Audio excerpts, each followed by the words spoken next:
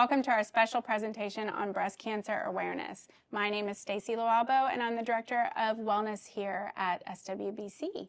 And today we are diving into the vital conversation about breast cancer, but we're also going to talk about a powerful story of one who has faced this difficult journey and is still fighting today. We are honored to have two incredible guests with us. First, we have Ms. Rose O'Brien. She is a dedicated registered nurse and a nurse navigator with Methodist. And we also have, joining us today, Ms. Jennifer Esparza, who is a courageous breast cancer fighter. And she is going to share her personal story, offering insight and hope to others facing a similar path. Thank you guys so much for joining us today. We are so happy to have you guys. Thank you. Really thankful. Thank you. So I wanted to go ahead and just kind of jump into our conversation today. Okay. And I thought that we could kind of start with signs and symptoms. Okay. So if you could just kind of give us a little bit of a brief explanation of what us as women should be looking for. Right. The most obvious things to look for are any changes in the appearance of the breast or the nipple area. And I think the most common thing women say is, I felt this lump. You know, I was washing and I felt this lump. There could also be a puckering of the skin, meaning it's looking like it's, little, almost like a... Don't they say kind of like an orange peel look? For certain types of breast cancer, for late stage breast cancers, it's called peau d'orange, which basically means in French the appearance of an orange. Okay. There are also any changes in the nipple, meaning any rashes. They're not always painful. Sometimes they could be itchy or scaly. And there's something called nipple inversion, where the nipple doesn't stick out anymore. It literally seems to go flat. Okay. That's something that can alert you that maybe there's something going on. Any kind of redness or swelling, change in discoloration of the skin, things like that. So it's always important for women, I think, to do like a baseline self-breast exam. Okay. It's because then when something does come up that's different, you can say, oh, well, what's that? And then you can start having that conversation with your doctor. And how often do you think that we should be performing these self-breast exams? You know, we shower every day. Okay. That's the best way to do a self-breast exam. Your skin is wet. There's soap. Your fingers just glide over the breast. Right. And, I always tell my patient, I always tell Jen, you know your body better than anybody. Right. So when you go into your doctor and say, okay, I felt this new thing, this wasn't there a month ago, you know what you're talking about. Okay. And then the conversation can start. Okay. Now I know that it's also true that men can get breast cancer. Yes. So are there any differences between the signs and symptoms of breast cancer for men and women? There really aren't. It's just that women can experience nipple discharge. Okay. But it's very rare in men. Okay. Yeah. All right. A lot of men will have their breast cancer found out by a dermatologist. Okay. Because they'll come in and they'll say, well, what's this? Right. Like what's that rash thing? Right. And they'll do a punch biopsy and it's breast cancer. Okay, that makes a lot of sense. Yeah. So are there any lesser known symptoms of breast cancer that people often overlook? I think it's the nipple inversion. Okay. Because, sometimes that's a normal thing for some women, and we all know that sometimes it does that. But if it's coupled with all these other signs, that's something that maybe, again, that's something you should look for, time to note it. definitely. Yeah, time to note it. And what would you say are the most common risks for breast cancer? Well, obviously, unfortunately, being female. Right. Yes, men do get breast cancer, but women are 100 times more likely to have breast cancer. The age of a woman, the older we get, unfortunately, our risk goes up. Yep. The age that we have our first child. Women that have babies at 35 or younger tend to be at lower risk versus those who are starting later. And then also women who don't have children, their risk is higher. Okay. And then, of course, there's things that we can control, thank goodness, like our weight, smoking. I always tell my patients there's no good number of cigarettes to smoke at all, ever. Not just for cancer, but just, I think, in general. Alcohol. The more alcohol is in with the mix, the higher the risk could be. Okay. That's good advice. Could you, Jennifer, maybe walk us through your experience of being diagnosed and what you actually experienced, what your signs and symptoms were? So I actually did not have any symptoms at all. I was actually just going in for my normal annual exam, and I didn't feel anything. Nothing was out of normal for me. It wasn't, anything that let me know that I could possibly have breast cancer. I went and had my mammogram. A couple days later, I got a letter in the mail that said there was an area of concern and that I needed to come back for an ultrasound. Wow. I went in for my ultrasound, and the doctor looked at both my images side by side, my mammogram and my ultrasound, and showed me the tumor, that it was against the chest wall. And he said, "It could be breast cancer. Do you have anybody here with you?"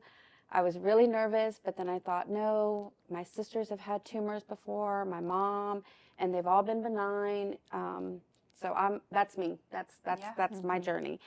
And so I went home, and they said, come back for the biopsy. I went back for the biopsy by myself because I knew it wasn't going to be anything.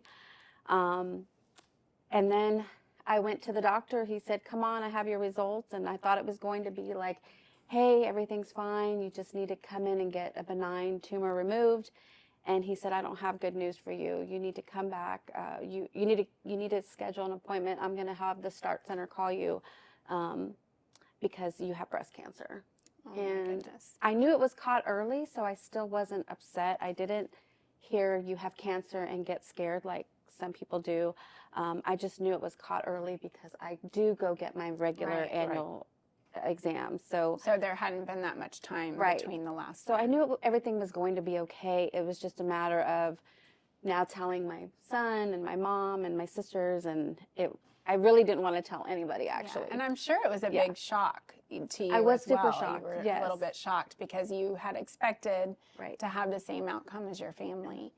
And I think it's important to talk about, let's talk about when are women supposed to go and get their mammograms? Right. What is the best, other than when they find something going on in their breast, what is the normal timeline for that? So for women of average risk, meaning people that don't have any history of breast cancer in the family, don't have any genetic factors leading up to it, the guideline is 45, the age of 45, but they're pushing more to have the option for a woman to have a breast cancer as early as 40. Okay. Which I'm all for. And they would have a screening mammogram. Okay. Now, if a woman is of high risk, meaning that she maybe has a gene mutation or a strong family history, they recommend something much younger, 30. Oh, wow. Okay. Yeah. And I had no breast cancer in my family. Exactly. Everything has been benign. That is so interesting. Wow. On either side, my dad or my mom, no breast cancer at all. Exactly. Wow. So can you explain the difference for those who do not know what the difference between a mammogram, an ultrasound, and an MRI? Yeah, so a mammogram uses x-rays to create an image of the breast. Okay. And that is your standard type of diagnostic procedure to screen for breast cancer. An ultrasound uses sound waves, like those of us that have had kids, the goop on the belly, listening and seeing the baby. The sound waves are creating the picture, and that's what an ultrasound is. And an ultrasound is usually done, like in Jen's case. We saw something of concern. Let's bring you back for an ultrasound. An MRI uses magnetic waves to create a picture. And an MRI is usually never used as the first line of imaging unless you are high risk. And it's usually used as a backup to a mammogram, an ultrasound. Okay. Awesome. Thank you so much for that. Yeah. So let's talk a little bit about treatment options. Okay. What are some of the main treatment options available for breast cancer? So the first thing I do when I have a new breast cancer patient is, because the first question they have is, am I going to need chemotherapy? Right. That's bigger. I think it's a scarier C than the big C. And I always tell them it's not always needed, but the main modalities we use are surgery. We want that cancer out. Even if it's small, we just want it out. There's chemotherapy, and Jen had a special test done on her tumor called an oncotype, which told her doctor, yes, Jen needs chemotherapy, or no, she doesn't. Right. Unfortunately, hers said yes. And then there's also what's called hormone therapy. Some breast cancers are driven by estrogen and progesterone. Okay. So if they are, and that's actually a good thing, because there is something called endocrine therapy that suppresses the hormones and keeps the risk of recurrence low. Wow. That's so interesting. Didn't even know that. Yes. That's new Mhm. information to me. Jennifer, can you share the type of treatment that you're currently undergoing and how that might be impacting your daily life physically and emotionally? Yes. So my original treatment was going to be a lumpectomy with 4 to 5 weeks of radiation. But I was to go in for an MRI and make sure everything hadn't changed. You know, it was still just one tumor. It was where it was at, hadn't grown, it wasn't aggressive. Sure. Went to the MRI and they found 3 actual additional tumors, 1 on the left breast and 2 on the right breast. I went back in for a biopsy, and the doctor only did a biopsy on the left side. And so my breast surgeon was like, no, we need to test the ones on the right side because, I'm sorry, they actually tested the right side first, and they didn't find anything. And so the doctor was like, no, I would like to test the same breast because that second tumor is going to change the way the surgery goes, the way that I go in. And so I went in for an MRI guided biopsy, and they checked both breasts, and they found in my right breast that I had a lesion that was premalignant. And so they wanted to remove it because in 5 years it would grow into cancer again. So I had a double lumpectomy, and then radiation. 4 to 5 weeks was still going to be the treatment. And then I tested high for reoccurrence with the oncotype test. They tested me because the tumor was large and of my age made the difference. And so they tested me high for high risk recurrence, and chemotherapy was going to be recommended.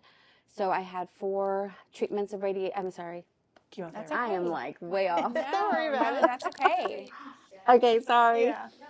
I had 4 chemotherapy treatments, and now I am actually, this is next week's my last week of radiation. I will have completed 4 weeks of radiation on October 31st. So I'm super excited about that. And then I guess I go back in January to make sure all the cancer is gone, and I'm in remission, I hope. Well, again, I'm so thankful that you chose to come and do this while you're still fighting. I think that's incredibly inspirational. It is to me, and I know it is to everybody else that's here today. So thank you again for doing that for us. Let's switch gears and talk a little bit about support systems. How important is having a support system for you during this journey, and how is that impacting your experience? Support is huge. At first, I was extremely overwhelmed. I wasn't used to everybody checking on me, making sure I was okay. They weren't just making sure I was physically okay. They wanted to make sure I was emotionally and mentally okay. I had to tell people at work because I knew my appearance was going to change. So it was a struggle at first, but support is very, very important. I had people fighting, my family, my friends, coworkers, fighting to be with me during my treatment. Can we take you to radiation every day? Can we pick you up? It's amazing. I think that is the reason why I have stayed so positive in this journey. That's why I can go to work every day and still manage work life and home life and still be okay. The fatigue is pretty different for me. I'm not usually a tired person, but I'm tired often, and then I have like a watery eye that has come from the chemo. But the best support system was when Rose gave me a call. I had not finished my first round of chemo. It was right before, it was right after my lumpectomies. She called me and reached out and told me she was my nurse navigator, had a great conversation. I was worried about getting lymphedema on my arm from where they removed the lymph nodes. They removed 5 lymph nodes. And so I was very tender and sore. And so she sent me a packet with a bunch of information for me, and just kicked it off that we just have developed this great relationship. After my first chemo treatment, she called me to check on me, as she did for every treatment. And I was just crying, and I said, I give up. I'm done. I cannot do this. I'm done. I'm not strong enough. And she's like, oh my gosh, yes, you are. And so, she just really has been a great support to me. My family, yes, they're one thing with the love and support, but hers is more the love and support, but the knowledge. Anything like health, nutrition, she sent me information. just asking me how I am, how's my family, how's my son doing, are you okay? It's just this relationship. I don't know what I would have done without her. That's amazing. And that's a good segue into finding out a little bit more about what you do, Rose, as a nurse navigator with Methodist.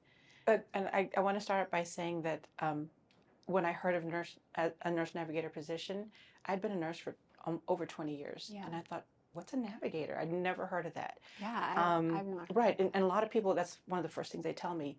And you do what? And I said, well, in a nutshell, I navigate. Mm-hmm.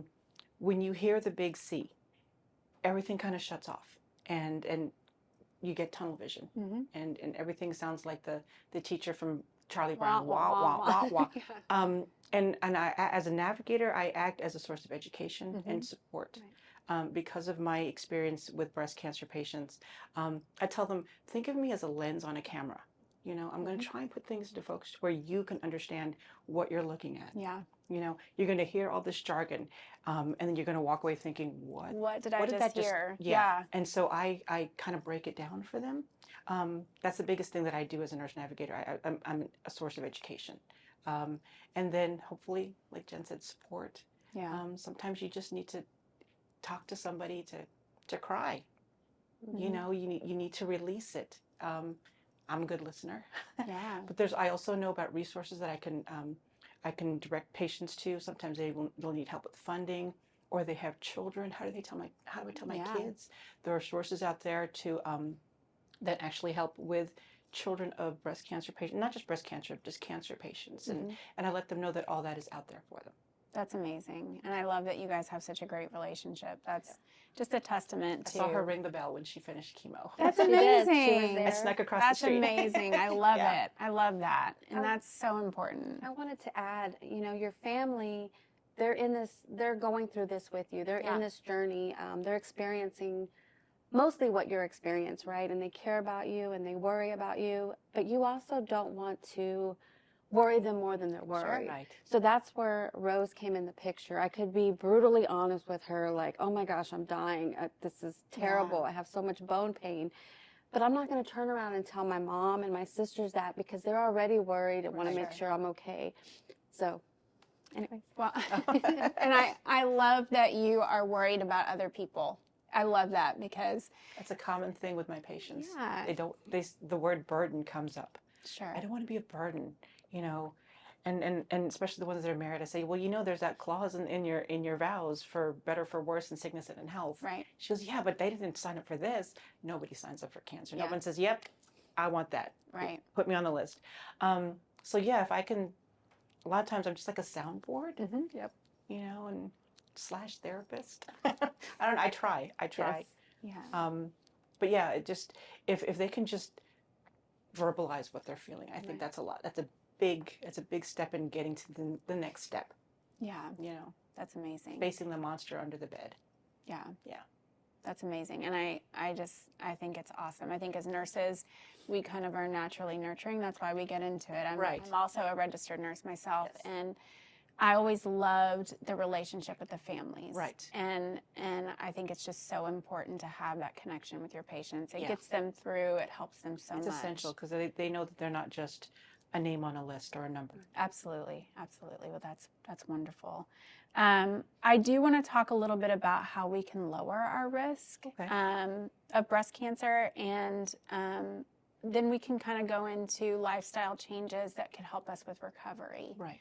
afterwards. So the main thing, and I mentioned it earlier, is smoking. If you're a smoker, stop. Mm-hmm. If you don't smoke, don't start. Right. Smoking is linked with almost every known cancer, so it's something that can be avoided. Maintaining and keeping, going down to and maintaining a healthy weight. So exercise is very important. Okay. Eating healthy. I know it's, sometimes it's not always the easiest thing. We're rushing, but if we make the right choices, we can reduce our risk. Our parents weren't lying. Fruits and veggies are important. Mhm. We need to have those in our diet. We need the fiber. And then also too, if you drink, maybe keep it to a minimum. Mhm.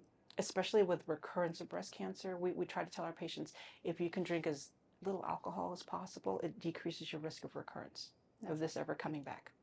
So those are some things. Those are some things that we have control over. Our sex, our age. Unfortunately, we don't. Yeah. But those are things that we, as women, can control.